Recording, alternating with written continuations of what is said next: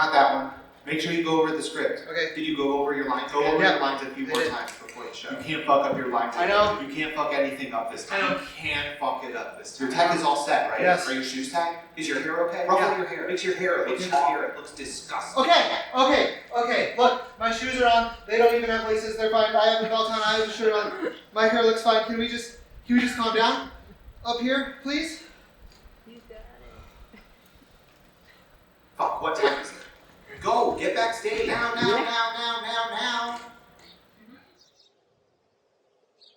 Have you ever seen such a beautiful creature in your life?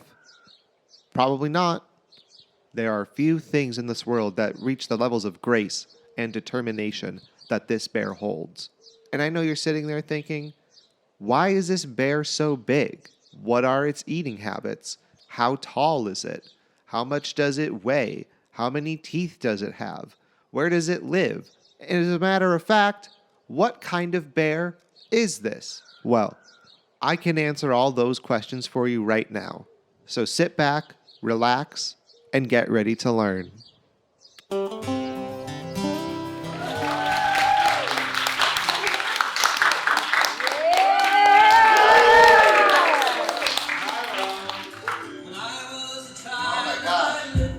Hi. I forgot how long the video is, so we're just gonna let it go. I don't think it's gonna go on for much longer.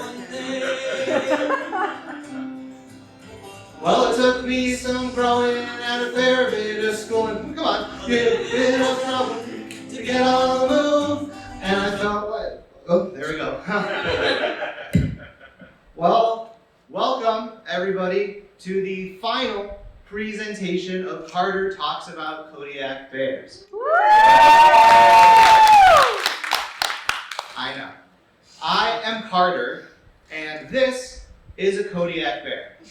Now, I know the first question going through all of your minds is, Carter, why did you decide to dedicate an entire show to Kodiak bears and spend an hour of my time being here? I'm very busy. Well, to answer that question, I need to tell you a little bit about myself. Growing up, I had a lot of fears. The first fear I remember developing at the age of 5 was being afraid of falling down the drain in my kitchen sink. Then there was, of course, my fear of the dark, which got worse when I found out murder is real. And then there was my fear of choking to death on an arrowhead, which developed after I attempted to swallow an arrowhead. Then, as I got older, these fears got more and more niche and just kind of expanded every realm of being. And when I met my now wife and I would tell them these stories, they'd say, oh, you have anxiety. And I'd say, no, this is how a normal brain is supposed to function. I'm locked in at all times. Yeah, they like to say that I was born afraid, and I say, no, I was born a Libra. Yeah. Now, thank you. Now, what does this have to do with bears? Well, growing up, whenever my brain was filling my head full of thoughts and fears and stuff that just wouldn't quiet down, this little guy right here was here to help me out. This is Roger, and he is the bear my mom gave to me when I was 7 years old. Whenever my brain was just working so badly against me, Roger was always there to calm the storm. He was my protector and my friend.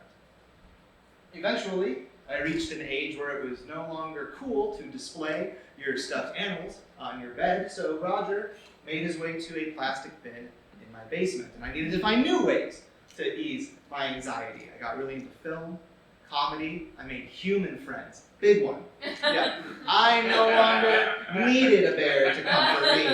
I was a grown-up.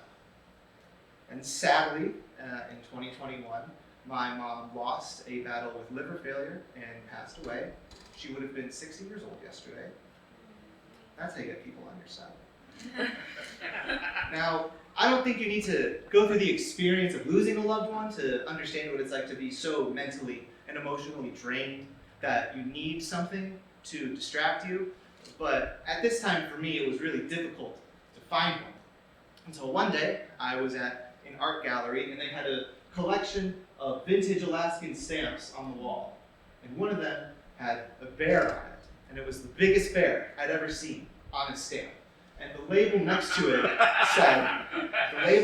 it said Kodiak Bear. And I was flabbergasted because I'm like, they made a new one? And I didn't even know. I didn't waste any time. I took out my phone, I just started Googling things and learning all these facts, and I was just so enamored with it that there was a very brief moment of that day where I forgot my mom was dead. Now that was all a very long-winded way of telling you I like Kodiak bears.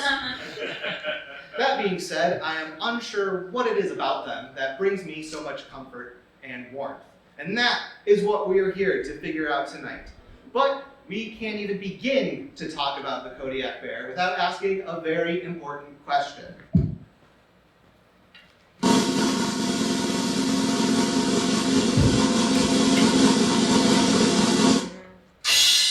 What is a bear? And to answer that question, we have to go back in time.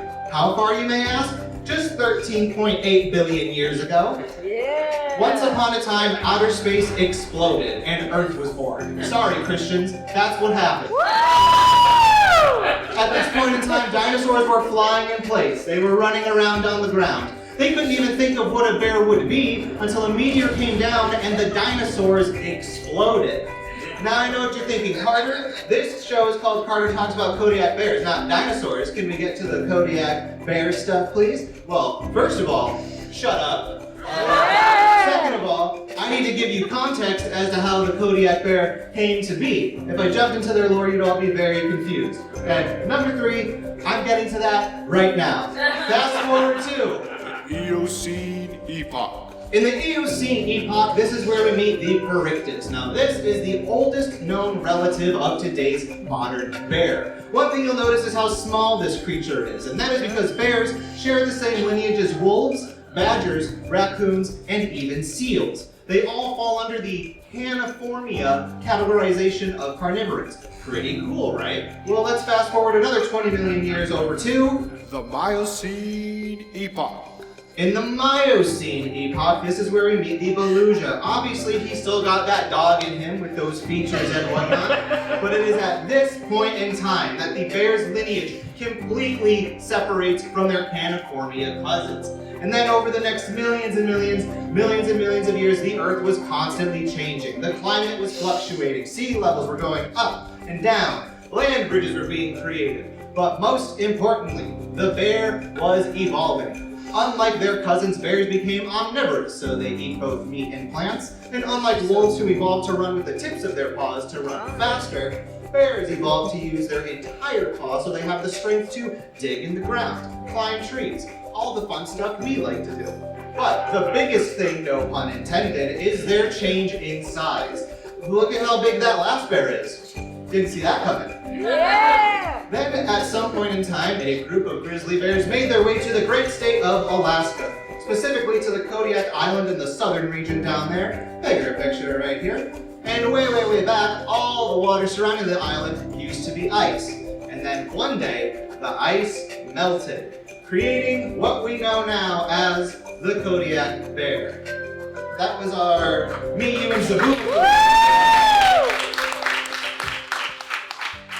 Where are my Zabumafu heads at?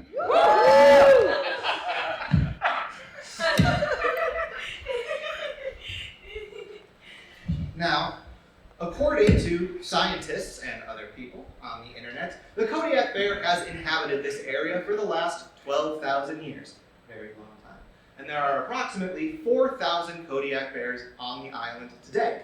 This is a very healthy population because Kodiak Island has an area of 3,595 square miles, making it the second largest island in the United States, and it means there are more bears than square miles on the island.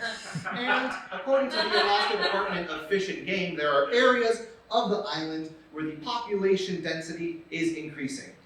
Needless to say, they are doing very well for themselves. Which brings us on to our next topic, physical attributes of Kodiak bears. I will begin with male Kodiak bears, also known as boars, who stand at 5 feet tall on all four legs, 10 feet tall on their hind legs, and they weigh about 1,500 pounds. Female Kodiak bears, otherwise known as sows, stand at 4 feet tall on all four legs, 8 feet tall on their hind legs, and they weigh about 700 pounds. With these stats, Kodiak bears are some of the largest to exist in the entire world. You see, there's an evolutionary phenomenon known as island gigantism, which means animals who live in isolated areas are able to grow to very large sizes. And there are a lot of reasons this happens, but two of the main ones are a lack of predators and an abundance of food. I find this very interesting because as humans, we're all humans here, we are met with challenges that start from the second we're born until the day that we die. And I don't mean stuff like, oh, because of this, I can't grow 10 feet tall. I don't want to be 10 feet tall, none of my pants would fit. I'm talking more from an emotional standpoint. There's stuff that we have to deal with that a Kodiak bear wouldn't even have to think of. I mean, do you think a Kodiak bear worries about like finding zits in the mirror? I doubt they've even been to a dermatologist. And do you think Kodiak bears have to worry about God sending them to hell for saying ass? I doubt they've even been to First Communion. And do you think they have to worry about their dad yelling at them because you kicked him in the nuts and he got really mad? It's like, Dad, I didn't know I was supposed to do that.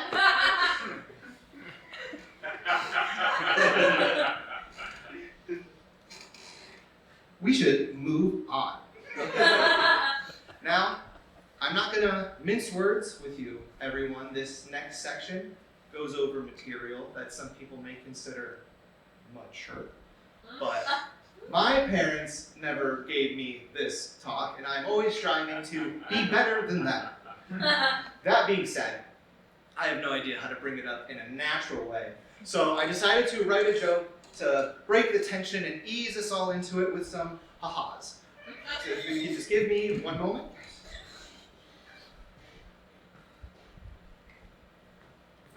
Hey, so, heck, now, we've all heard of the birds and the bees. Now, we need to talk about the birds and the bears. I mean, right? Right?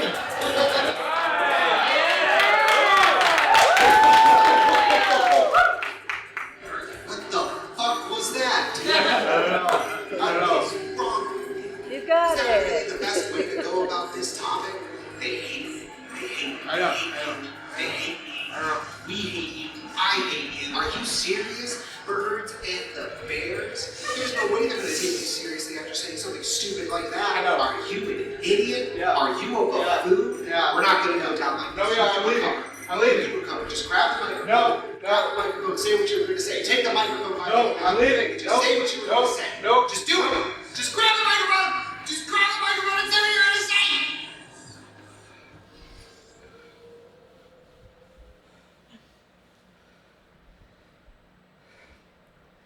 Okay, mating season.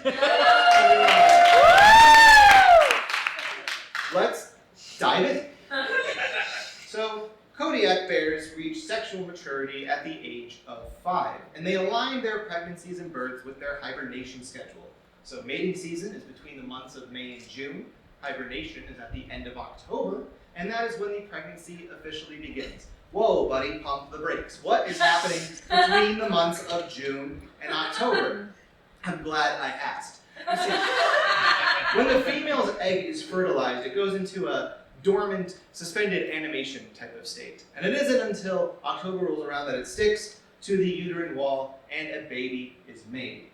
The cubs will be born around January or February, and when a Kodiak cub is born, they weigh less than 1 pound. You could fit one in the palm of your hand.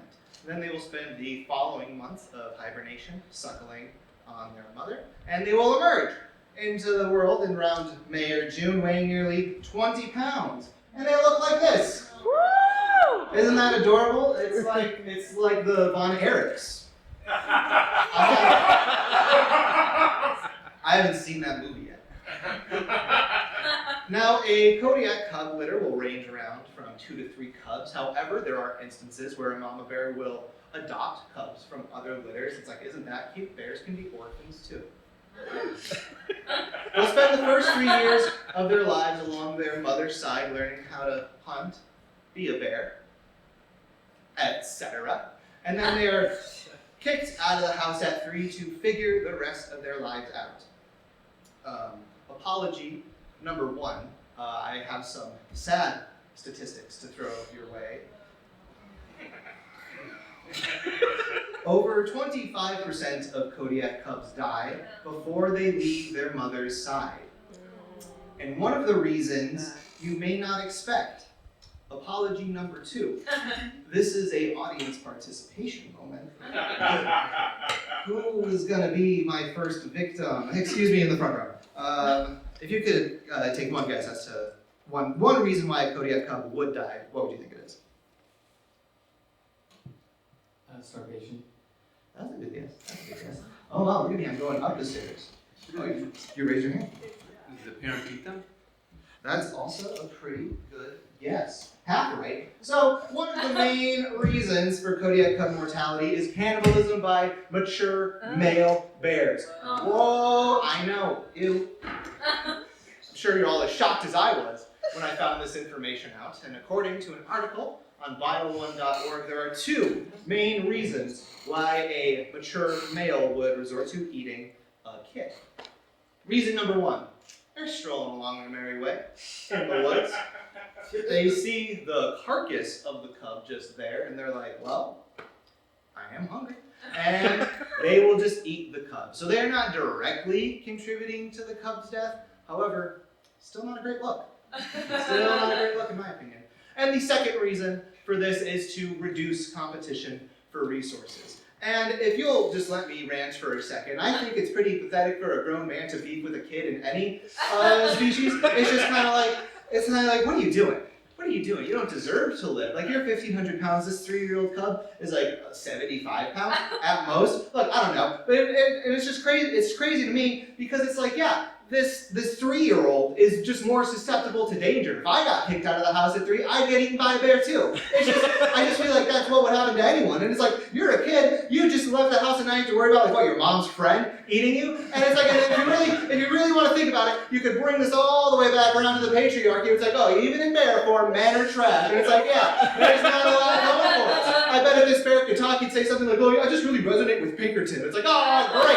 Now this bear eats kids and listens to Weezer. The worst kind of guy to exist. I just firmly believe that children should be able to trust the adult in their life.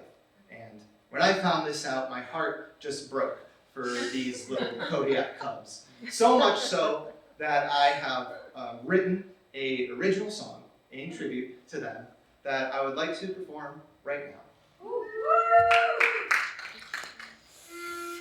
Oh, perfect.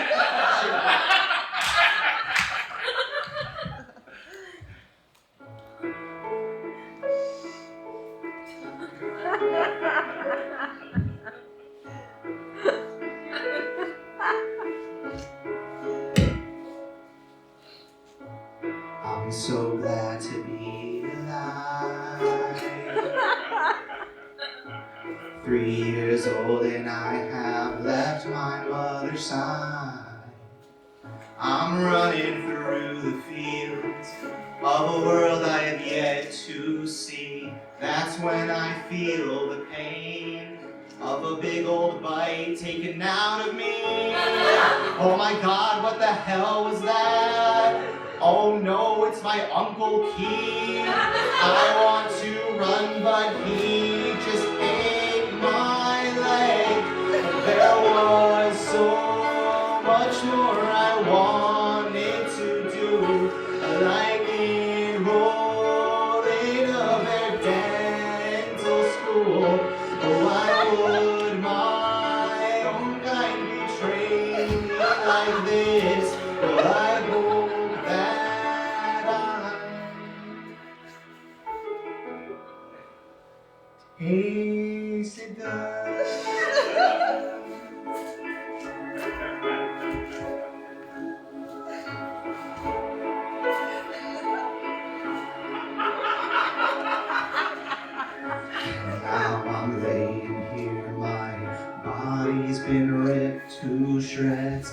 thoughts still lingering on what my life could have been instead.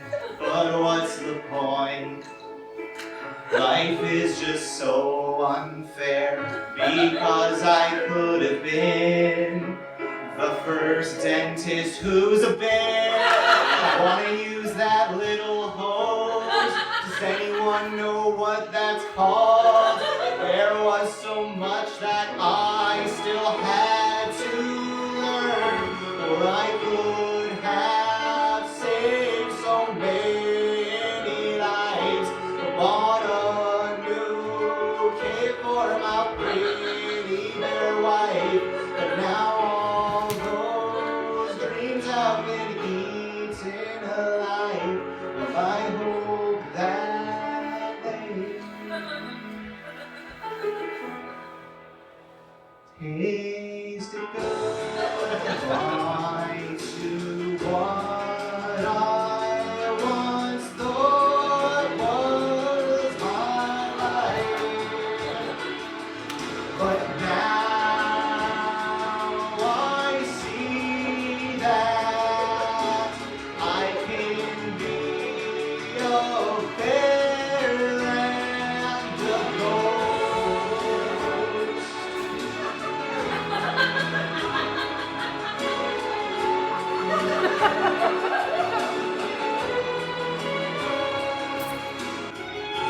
So when you walk into these woods, just beware, 'cause they're haunted by this new spooky bear.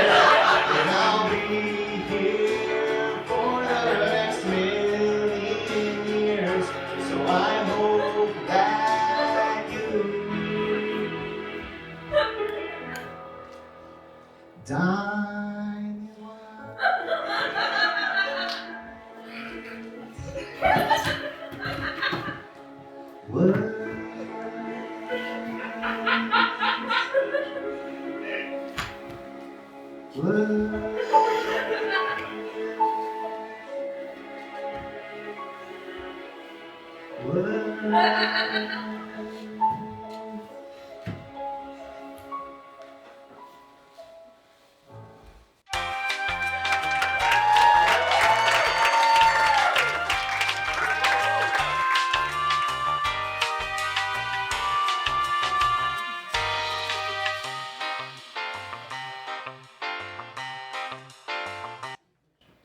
Okay,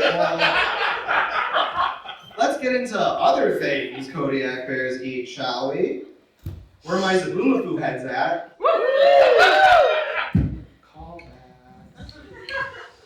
So, as stated earlier, Kodiak bears are omnivores, meat and plants. And the only reason that they are is because over time their jaws and muscles and teeth evolve so they can grind down plant life and meat life.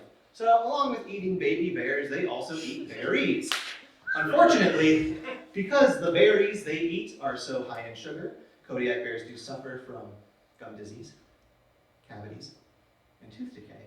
Too bad there's no such thing as a bear dentist.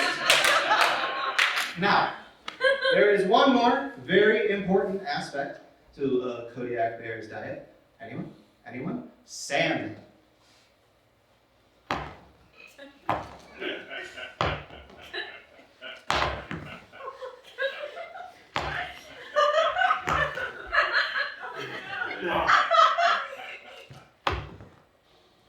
If you think that's a lot of salmon, then you should see the salmon that roam through the rivers of Kodiak Island in the summertime. I tell you, it's a lot. And the Kodiak bears will immerse themselves in these rivers, and due to their very thick fur coat and very thick skin, they are able to remain submerged in the water for up to 3 hours, in which they will spend that time trying to catch fish jumping, catch fish underwater. That's about it. On a good day, a mature Kodiak bear can eat up to 100 pounds of salmon. If that sounds like too much, I agree. But, you know, we don't judge here. I also was never taught proper portion control growing up. If I could just go talk to these bears, I'd say, stop when you feel full. Stop when you feel full. You're going to eat tomorrow. Because guess what? When I was in high school, I ate 30 pizza rolls and threw up.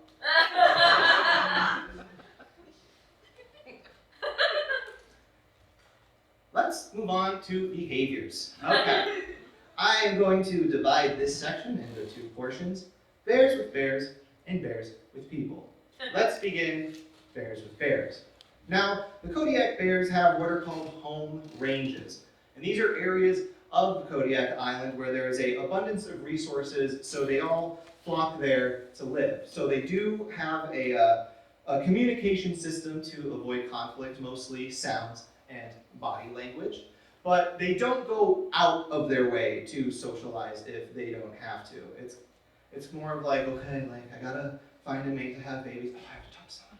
I'm gonna go to the river to get fish. Oh, that Jim's probably gonna be there. Oh my God, I don't want to talk to him. Not a lot of water cooler situations happening there. Now, bears with people.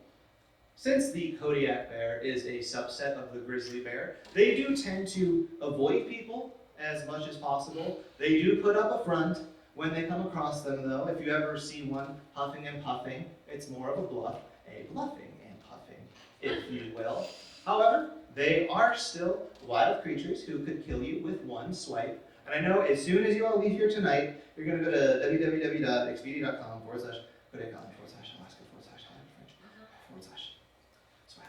And you're going to book your next summer vacation. So I just wanted to throw together a little step-by-step how-to on what you should do when you come in contact with a Kodiak bear. Step 1, don't make eye contact. I know the first thing we don't want to do when coming in contact with any dangerous creature is think, oh my God, do we have the same color eyes? That's not worth it. It's not worth it, because as soon as you see the bear and the bear sees you, then the bear knows that you know they're a bear. Yes. Which brings us to step 2. Do not run, because do you want to know who runs? Prey. That's who. And I will have you know that mature Kodiak bears can run as fast as a racehorse, both downhill and uphill. That's called consistency. And I know you're thinking, oh, well, Carter, if I were to climb a tree, that would surely bring me to safety. Guess what? You're wrong, because Kodiak bears climb twice as fast as they run. So that is 2 racehorses chasing you up a tree. They're gonna grab you and bring you down so fast you won't even have time to think, oh, maybe I should have listened to Carter when he was talking that time. Yes. The whole goal is to let them know that you are not a threat, nor are you a meal. Which, that time, hopefully, they will just start walking away, in which case you will, step 3, back away slowly. It is very important, though, not to turn around, because as soon as the bear sees you turn its back, it could be like, oh, it's April Fool's Day, and kill you. I've seen it happen. What you have to do is, if a bear charges at you, if all these steps fail, which they shouldn't, then you need to stand your ground. We've watched Discovery Channel, we've watched Nat Geo, we all know what to do. Make yourself as big as possible. Start wide stance, arms up in the air, and then you just start screaming, whoa, bear no please, get away from me. A tried and true method, however, I've developed a new method, yet to be tested, that I think works just as well, if not better. So it's the same setup. Wide stance, arms up in here, but instead of screaming, you sing to the bear. So it's good. Whoa!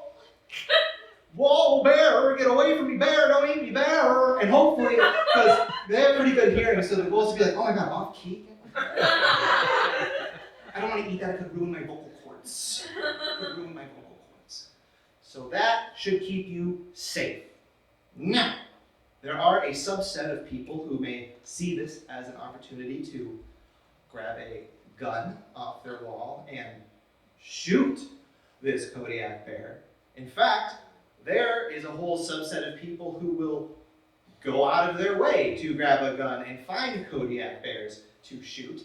And which brings us to our next topic, the hunting of Kodiak bears.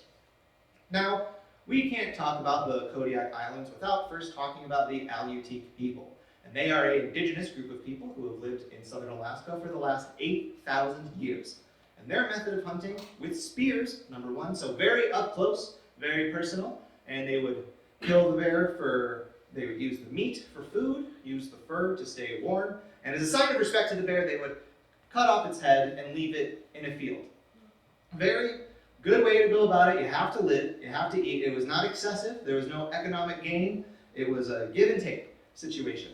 Now let's fast forward to the year 1741 when the Russians made their way over. Now the main reason for the Russian exploration of Alaska was they were kind of like, what do we have there? That's my Russian. Russian accent. And they're like, well, what? They said, what do we got over there? They went and looked and came back, and when they returned, they brought valuable otter pelts, thus beginning the Russian-Alaskan fur trade, which lasted well over a century. Unfortunately, Kodiak bears did find themselves in these crosshairs, but for Russian settlers just looking to make a new life in Alaska, they continually ran into the problem of Kodiak bears eating all of their livestock. So they would tell other people coming over, they said, hey, you should bring some big dogs to protect your livestock. Now, if I'm a bear and I go to my favorite barn and I now see that there are appetizers, I'm like, this is a returning, I'm bringing my family here. So they realized that didn't work. And then they said, okay, guard dogs didn't work. Want to know what I think will work? Fences. Pop quiz, how tall is a mature male Kodiak bear on their hind legs? 30. And how much do they weigh? 50 pounds. Fucking idiots, a fence? A fence is... And they're there. If anything, they are burning more calories. They're going to be hungry for the dogs and the cows, or whatever the hell Russians had back then. And this problem continued for 2 centuries. Alaska had already become a U.S. territory that in the 1930s, people were getting so sick of these dang bears that they were getting in their little airplanes and shooting the bears from the sky. What? I know. Now, I think if you need to get in a plane to take your enemy down from the sky, you're a pussy. I firmly believe if you really have a problem with anyone, beast or no, you need to just bare knuckle box them. That's why I don't fight anyone. Because I'm not prepared for that. Then, in 1941, Alaskan residents were concerned for the Kodiak bear population, obviously. So FDR put the Kodiak National Wildlife Refuge in place, which set up all these rules and restrictions, namely being, hey bud, you can't get in your airplane and shoot the bears. And then after Alaska officially became a state in 1959, there were even more rules and regulations put in place to make sure that all of the wildlife in Alaska thrives, especially our friend, the Kodiak bear.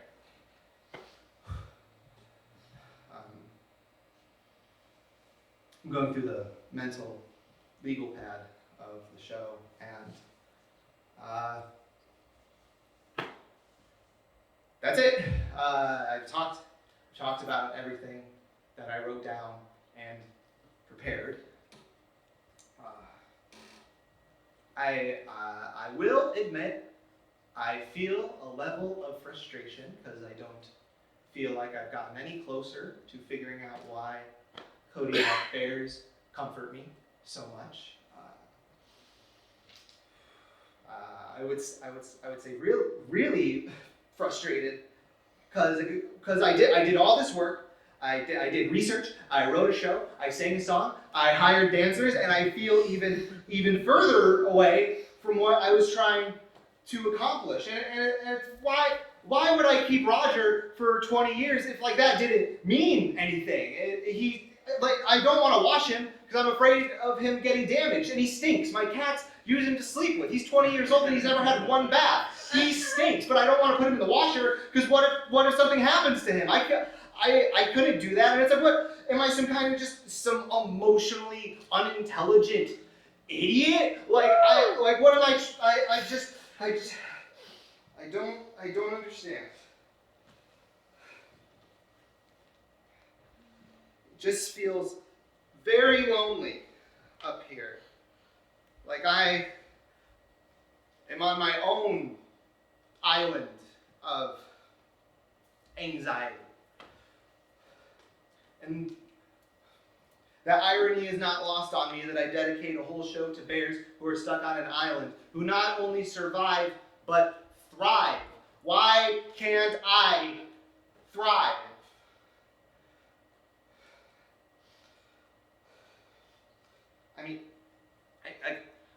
that was a little hyperbolic. You know, I've changed. You know, I'm not the same person I was 20 years ago, 10 years ago, or 1 year ago. I've been in therapy. I'm a different guy. We all change over time. That's only natural, right? Yeah, I'm kind of like Kodiak bears. You know, I like salmon. I get cavities sometimes. I get scared when people yell at me.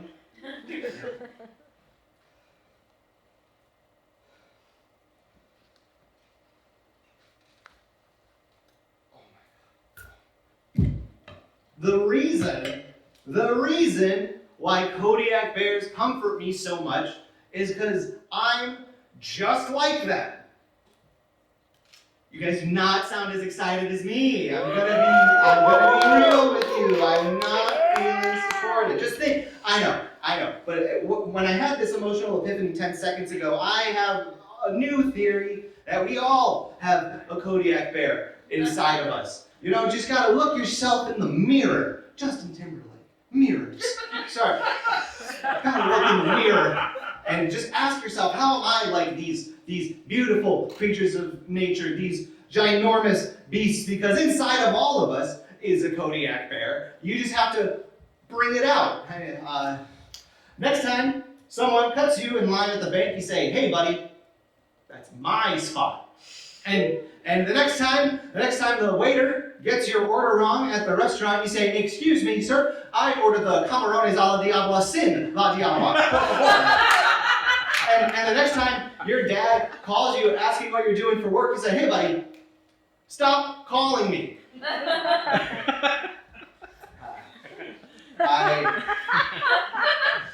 I am still worried that my point isn't getting across as well as I want it.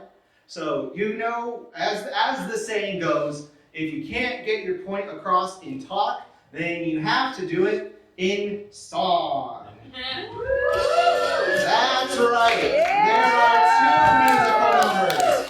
I don't put that on the flyer. That's called smart advertising. Surprise your audience. I'm staring right into my soul, 'cause inside me there's a bear.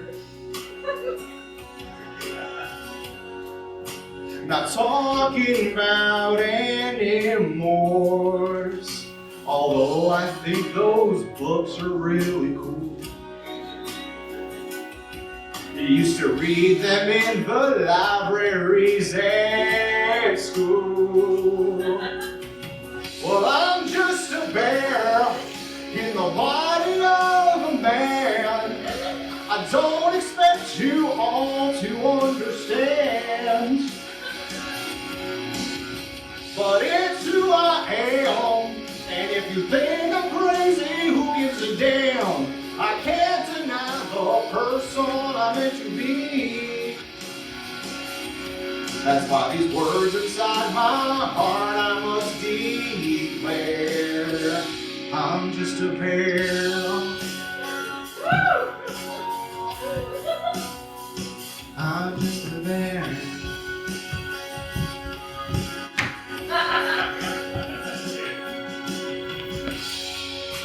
I know you're probably wondering,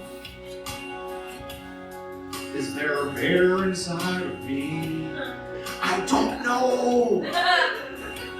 But I think that the real question is, how do I get that darn bear right out? Get off of me. Just put your hands up in the air with me and shout. I'm just a bear in the body of a man. I don't expect you all to understand. My brain is so complicated, but it's who I am. And if you think I'm crazy, who gives a damn? I can't deny the person I'm meant to be. That's why these words inside my heart I must declare.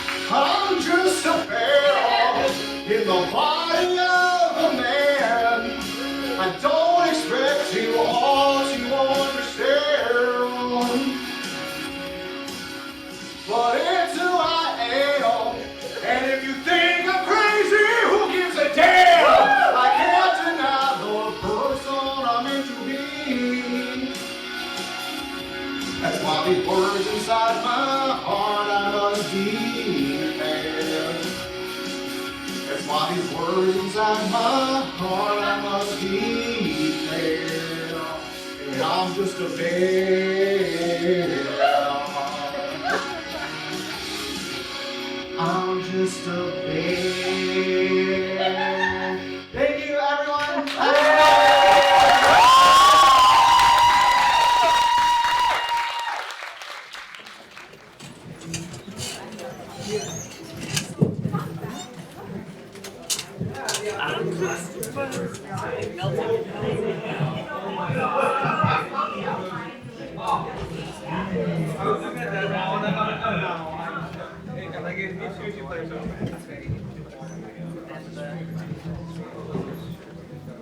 I'm just